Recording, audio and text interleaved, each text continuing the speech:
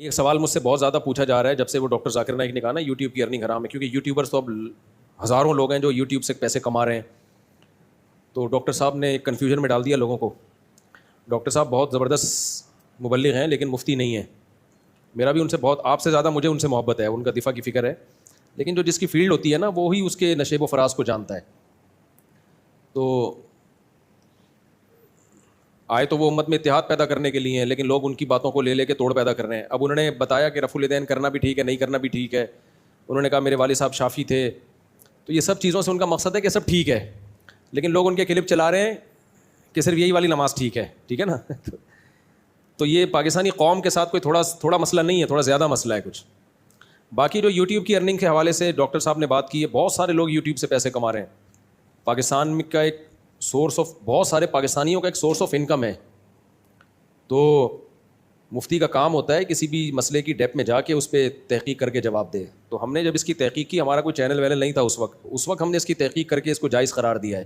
اور وہ جائز کیوں قرار دیا اب اس کو میں آسان لفظوں میں بتاتا ہوں، کیونکہ میں جب پوڈ کاسٹ میں کسی کو انٹرویو دیتا ہوں وہ بھی آدھی چیزیں لاتے ہیں، پوری نہیں لاتے. تو بہت سے لوگوں نے پوڈ کاسٹ میں مجھ سے پوچھا ہے نا، تو وہ پوری بات نہیں کر رہے ہوتے، ان کو پھر فون کر کے بتانا پڑتا ہے یار یہ حصہ تو آپ نے چھوڑ دیا یہ. تو پھر میں نے سوچا یار ہم خود اس کو کیوں نہیں ایک پراپر وے میں ریکارڈ کروائیں آسان زبان میں.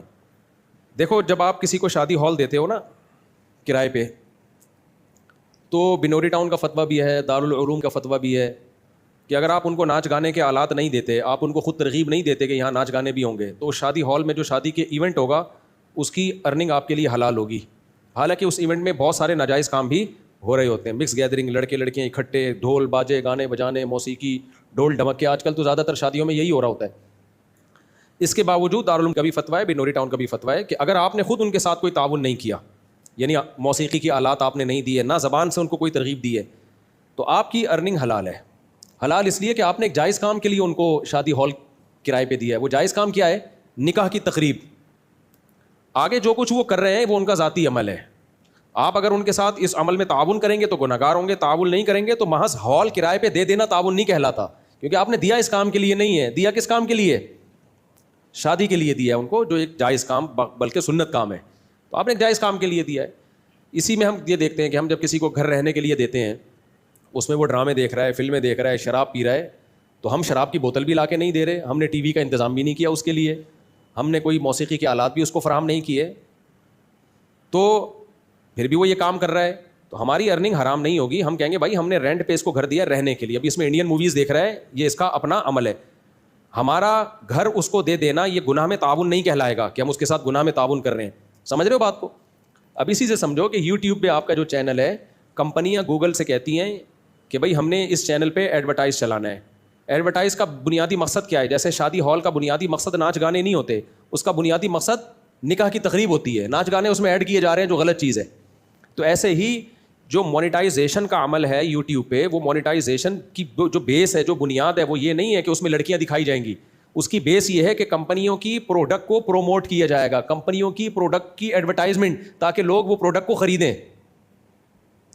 تو اب اس پروڈکٹ میں کیا ہوگا؟ صابن بھی آئے گا، شیمپو بھی آئے گا، اس میں اسکولوں کے اشتہار بھی آئیں گے، اس میں کپڑوں کے اشتہار بھی آئیں گے، اس میں بہت سا چاکلیٹ کے اشتہار بھی آئے گا، بہت ساری چیزوں کے اشتہار آ رہے ہوتے ہیں اس میں. تو جس کا چینل ہے اس نے گوگل کو جو مونیٹائز کرنے کی اجازت دے دی، وہ اس بیس پہ دی ہے کہ آپ نے کمپنیوں کی پروڈکٹ کو ایڈورٹائز کرنا ہے. تو اگر کمپنی کی پروڈکٹ جائز ہے، صابن ہے، شیمپو ہے، اور کوئی جائز چیز ہے، تو اس سے فرق نہیں پڑے گا کہ وہ پروڈکٹ کو پروموٹ کرنے کے لیے لڑکی دکھاتے ہیں یا لڑکا دکھاتے ہیں یا ہجڑا دکھاتے ہیں. سمجھ رہے ہو؟ کیونکہ آپ نے اس کام کے لیے نہیں دیا ان کو. اب وہ اگر لڑکی کے ذریعے پروموٹ کر رہے ہیں، اور میں آسان مثال دیتا ہوں، آپ کی ایک دکان ہے، آپ نے کسی کو رینٹ پہ دے دی، اور وہ دکان ہے موبائل کی. آپ نے کہا بھائی اس پہ موبائل بیچو آپ، اور فی موبائل پہ مجھے اتنا کمیشن چاہیے، یا مجھے اتنا اس دکان پہ کرایہ چاہیے، رینٹ چاہیے. اس نے موبائل بیچنے کے لیے لڑکیاں بٹھا دیں، تو ہم یہ نہیں کہیں گے ہم نے اس کو دکان دی ہے اور آپ کی دکان میں لڑکیاں بیٹھی ہوئی ہیں تو آپ گنہگار ہو گئے. بھائی ہم نے اس کو موبائل بیچنے کے لیے دی ہے، لڑکیاں بٹھانا اس کا ذاتی عمل ہے جس پہ وہ گنہگار ہوگا.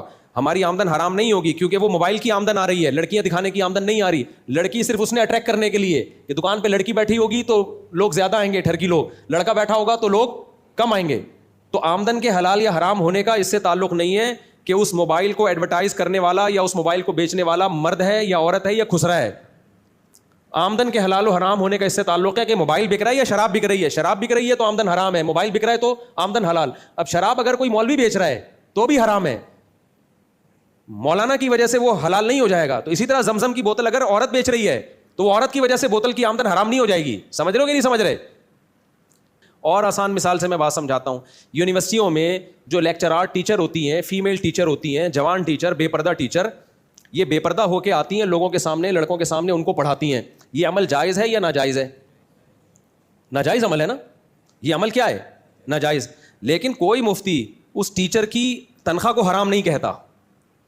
جو فیمیل ٹیچر بے پردہ ہو کے جوان لڑکوں کو پڑھا رہی ہے اس کی آمدن حرام نہیں ہے, کیونکہ آمدن اپنے جلوے کرانے کے نہیں ہے. آمدن جو ہو رہی ہے وہ ٹیچنگ کی ہو رہی ہے, جو بذات خود ایک جائز عمل ہے. سمجھتے ہو کہ نہیں سمجھتے؟ اور آسان مثال, آپ نے ایک انسٹیٹیوٹ بنایا, اس انسٹیٹیوٹ کو آپ نے کہا کہ یہ تعلیمی ادارہ ہے, یہاں ٹیچنگ کی کلاسز ہوں گی, ٹیچر آئیں گے پڑھائیں گے, اور وہ ادارہ آپ نے کسی کو کرائے پہ دے دیا کہ یار یہ میں آپ کو رینٹ پہ دے رہا ہوں, مجھے ہر مہینے اتنا رینٹ چاہیے اور یہ کلاسز ہوں گی. اس بندے نے کیا کیا, فیمیل ٹیچرز رکھ لی پڑھانے کے لیے. اب لڑکے آ رہے ہیں, فیمیل ٹیچر ان کو پڑھا رہی ہیں, تو یہ عمل جائز ہے ناجائز ہے؟ ناجائز ہے. لیکن اس کا گناہ آپ کو نہیں ہوگا, آپ کو ہوگا اس کو جس نے یہ کام کیا ہے. آپ نے اپنی جو گھر تھا یا اپنا جو ادارہ تھا وہ ٹیچنگ کے لیے دیا تھا, اس میں الگ سے یہ شرط نہیں تھی کہ فیمیل ٹیچر ہی پڑھائیں گی. بھائی آپ نے ٹیچنگ کے لیے دیا ہے, اب یہ تمہارا ہیڈک ہے کہ تم اس میں فیمیل رکھتے ہو یا میل رکھتے ہو. تو اگر وہ فیمیل رکھتا ہے آپ کی ترغیب سے تو آپ گناہگار ہوگے, آپ کی ترغیب سے نہیں رکھتا تو پھر آپ اس میں گناہگار نہیں ہوگے. اور نہ آپ کو کرایہ جو ملے گا وہ ناجائز ہوگا, اس لیے کہ کرایہ ٹیچنگ کا مل رہا ہے جو بذات خود ایک جائز کام ہے. اب اس میں فیمیل ٹیچر لڑکوں کو پڑھا رہی ہیں وہ ایک ناجائز عمل ہے, لیکن آمدن حرام نہیں ہوگی, کیونکہ آمدن فیمیل کو دکھانے کی نہیں دی جا رہی ہے. آمدن فزکس, سائنس اور کیمسٹری کے جو فزکس, بایولوجی اور کیمسٹری کے جو ٹاپکس ہیں ان کو پڑھانے کی دی جا رہی ہے. سمجھ رہے کہ نہیں سمجھ رہے؟ تو جو لوگ کہتے ہیں کہ یوٹیوب کی آمدن حرام ہے اس لیے کہ لڑکیاں آ رہی ہیں, تو پھر وہ فتویٰ دیں کہ یونیورسٹیوں میں جو لڑکیاں لڑکوں کو پڑھا رہی ہیں ان کی تنخواہ بھی کیا ہے؟ حرام ہے, کیونکہ وہ خود آ رہی ہیں. اب ڈاکٹر ذاکر نائک چونکہ مفتی نہیں ہے, مفتی کا کام ہوتا ہے ایک چیز پہ تمام پہلوؤں سے غور کر کے فتویٰ دینا. ڈاکٹر صاحب کے سامنے ایک چیز آئی کہ اس میں لڑکیاں آ رہی ہیں, تو وہ اس لیے انہوں نے فوراً ناجائز کہہ دیا. لڑکیاں آنا غلط ہے, لیکن جو یوٹیوب جس کا چینل ہے نہ وہ لڑکیاں لانے کی ترغیب دے رہا ہے, نہ وہ کوئی ان کو کوئی جو ہے وہ بے پردگی کے سامان مہیا کر رہا ہے, کچھ بھی نہیں ہے, کیونکہ آپ کے کنٹرول میں نہیں ہے وہ چینل. جیسے شادی ہال والا کہے گا بھائی میں نے تو ان کو نکاح پڑھانے کے لیے دیا ہے, اب یہ اس میں ڈھول ڈمکے کر رہے ہیں, میرے کنٹرول میں تھوڑی ہے یہ. آپ کسی کو گھر کرائے پر دے دو, اس میں فلمیں دیکھ رہا ہے, آپ کہو گے بھائی میں نے فلمیں دیکھنے کے لیے نہیں دیا, میں نے دیا کس کام کے لیے؟ جائز کام کے لیے, جو کیا ہے رہنا. تو اب یہ نہیں اب یہ رہنے کے ساتھ ساتھ اس میں 2 نمبریاں بھی کر رہا ہے, چرس بھی پی رہا ہے, چھٹے بھی لگا رہا ہے. ہاں چرس سینٹر کھول کے دو گے تو وہ کیا ہو جائے گا؟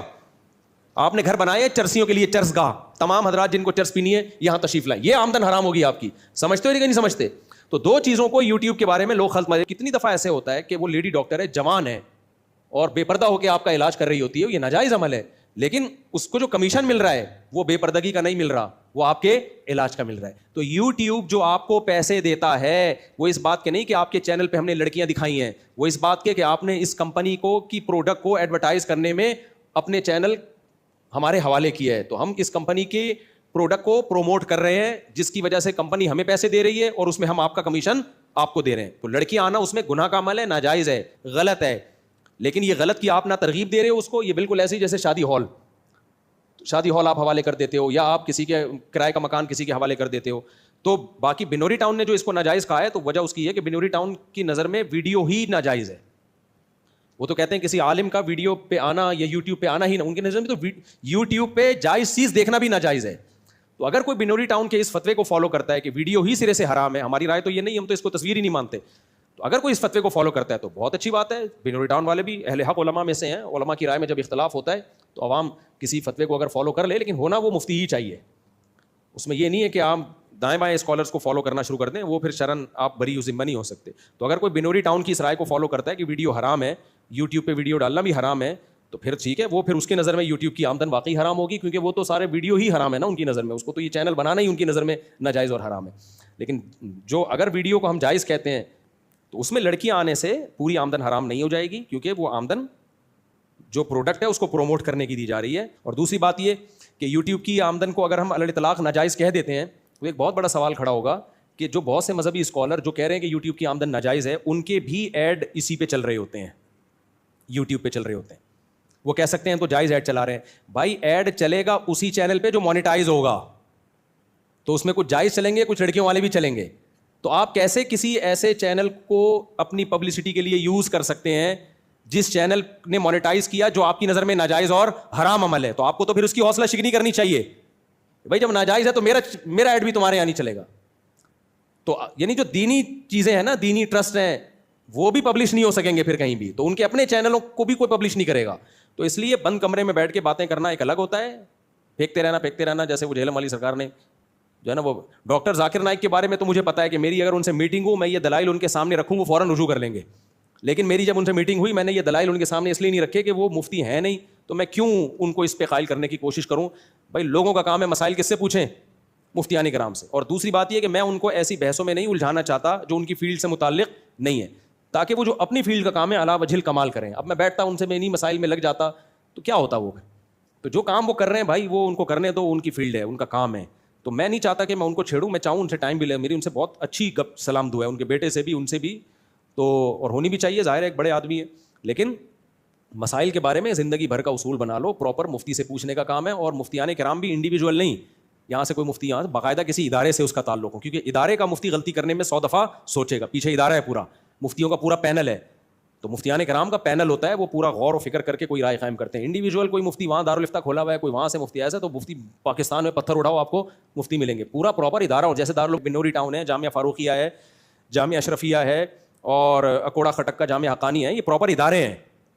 ہاں یہاں پھر کسی مفتی کی رائے میں اختلاف ہو رہا ہے تو پھر عوام کہتی ہے بھائی اب اختلاف ہے تو پھر کسی کی رائے کو بھی فالو کر لے جس پہ زیادہ دل ٹھکے. لیکن اگر وہ اختلاف مفتی کا نہیں ہے پھر وہ اختلاف ہی نہیں ہے, اس اختلاف کو ہم ویلیو دیتے نہیں ہیں. ایک بات اس میں رہ گئی, بعض دفعہ یوٹیوب میں ناجائز چیز کا اشتہار بھی چلتا ہے, شراب کے ایڈ بھی چل رہے ہوتے ہیں.